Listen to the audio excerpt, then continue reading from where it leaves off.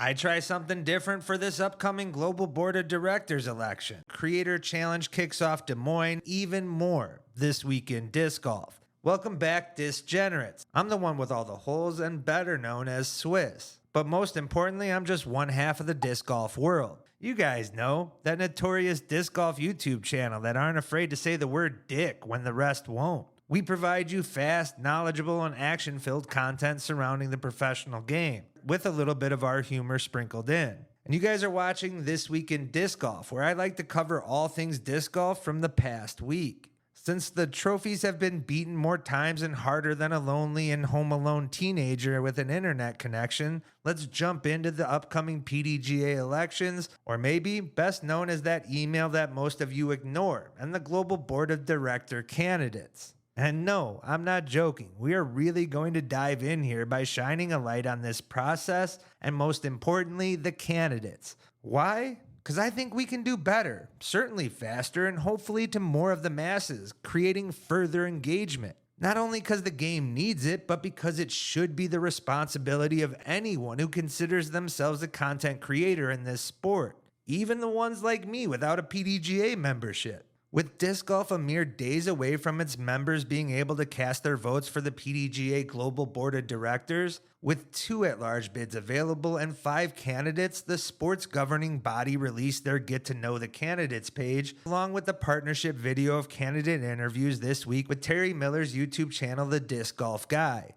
Do I find the comedic relief in asking a candidate how they will encourage new membership while using the same tired methods it does year in and year out? Yes. And this is not to discredit Terry whatsoever. His video and approach is what is needed and similar to most elections outside this sport. There is always a place and need for this informative and, most importantly, impartial style. But it simply can't and shouldn't be the only one, especially with the expansion of the sport's platforms and the viewership they carry. Goes to further display how out of touch the governing body is at times. Failing to shift or meet its members through different avenues limits its exposure. When it comes to its members and engagement, they still find themselves stuck in their own traditional ways, resulting in continued and limited participation in elections and its own members questioning the PDGA's openness. Something easily avoidable and could be as simple as allowing platforms a single question. And don't get me wrong, it's as much on those who are trying to get elected to branch outside the current confinements to get your platform heard. But the PDGA shouldn't continue with the same practices and expect a different result. All 5 of these candidates are reputable, knowledgeable, and active in the community, and should be acknowledged for their willingness to not only volunteer, but for the commitment to the sport. Each realizes the main issues the game faces. The difference between them is their approach to address those concerns. So let's highlight them in the same order of Terry's video. Dustin Shriber, PDGA number 210792, discovered the game in 2020. And though he might be the newest to the sport compared to the other candidates, that hasn't prevented him from already engaging his local scene in the St. Louis area.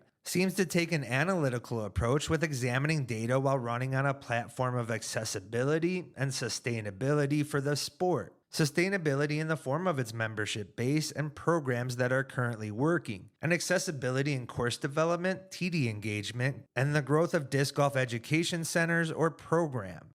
So I think one area the PDGA is falling short is in how it broadcasts its decisions, its topics, and the challenges it's facing. I think if you look at it from a financial standpoint, I canvassed a number of people to try and better understand the topics they were concerned about, the people I would hope to be representing. And I asked almost all of them, where do you feel like the PDGA is spending money that they shouldn't be? And every single one of them said, I don't know where the PDGA is spending money. Next is Matt Rothstein, PDGA number 51515. A former PDGA media manager has created some buzz around his candidacy already with his platform of the Member Bill of Rights. In his own words, a set of reforms designed to bring transparency, accountability, and member empowerment back to the PDGA governance. A platform that some might consider radical in today's age are based on the game's principles of fair play, equal rules, and accountable leadership. Defined by its transparency and engagement of its members has created reactions on Reddit, while even being featured on a Grip Lock episode also. I've seen the PDG from all sides, as a player, as a community organizer, as a staffer from the inside at the biggest events. So I've got a pretty wide perspective. I love the organization, and I'm running because I think it can do better, and I've got a pretty clear vision of kind of the changes I want to see. The first candidate to be running for re-election and ultimately her fifth term total is Laura Nagtegaal, PDGA number 44969. Laura has held many volunteer positions often high up in the game, including the Euro Tour manager and as interim administrator. She is currently a board liaison for Diversity and Outreach Committee and the Women's Committee also. She's running on a three-pillar platform which includes the globalization of the sport, diversity, equity, and inclusion on the fairways, and the further professionalization of the pro side of the sport. One of the only candidates to not only include the pro game into their platform candidacy, but to go further by making it a focus. Disc golf can be so much more diverse than it is. And the third pillar is trying to make the professional level even more professional, because that's our billboard. If that looks good on ESPN, we as the sport and the vast majority of disc golfers are amateur players. They will probably never get to that level, but they will reap the benefits of the professional level being where it is or where it could be. Another candidate running for re-election is Conrad Damon, PDGA number 2450. A former board member in the late 90s to early 2000, a former Volunteer of the Year award winner in 2005, who chose to leave their chair on the Rules Committee after the game's expansion during COVID to serve on the board of directors once again. Conrad is running on a platform of a club initiative to address some of the sport's issues, and second, the further expansion of PDGA's recent technology that has been a focus during his latest candidacy. One of the particular initiatives we've been working on is to really put some resources into the development of clubs. And I think local clubs are really, at this point, underutilized. They're crucial to the growth of many other similar sports. And I think it also, local clubs provide a really good platform for addressing some of our longstanding weaknesses. The final candidate is Charlie Mead, PDGA number 1980, and also does need to be recognized as he is a Hall of Famer in the game. A former World Flying Disc Golf Federation president and chair of the Disc Golf Committee from 2016 to 2024, who looks to enter the PDGA Board of Directors in large part due to the body's recent focus on the globalization of the game with its inclusion of 2 world championships outside the US. With the background in the sport's focus on a global level whose initiatives help disc golf get recognized by the IOC and the IWGA, and ultimately its inclusion into the world's games in 2023, and will be on full display in China this year, running with the same global focus with quantifiable goals to be measured against. There are 110 plus countries that are members of the World Flying Disc Federation. That's a lot more than there are countries that play disc golf at the moment. So I thought, here is an opportunity to get in there and start to work with the countries that don't play disc golf, don't have a federation, don't have an association, don't have a realistic way of having their own influence. I mean, one of my goals is to increase national membership for the PDGA, trying to double it in the next 5 years.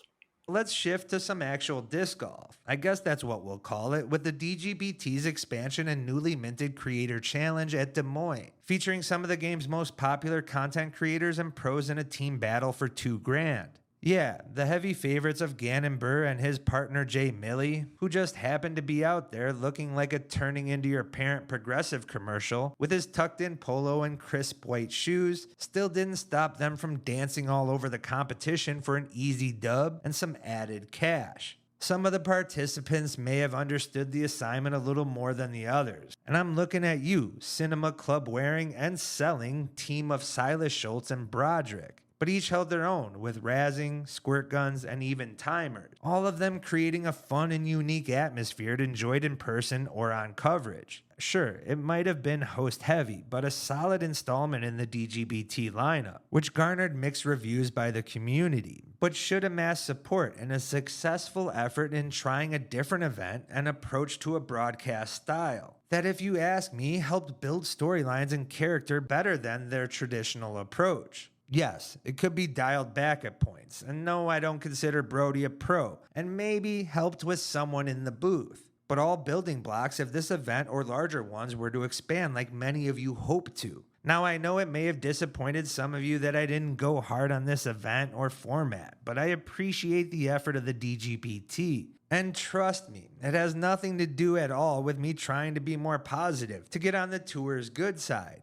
One of us has to do it. And guys, that wraps up this week in disc golf. Shout out to those on the Patreon, along with all of you who have stayed this long to allow me the time to thank you. And guys, if you've enjoyed and not subscribed, make sure to do so. And if you haven't already, hit that like button, comment, and share.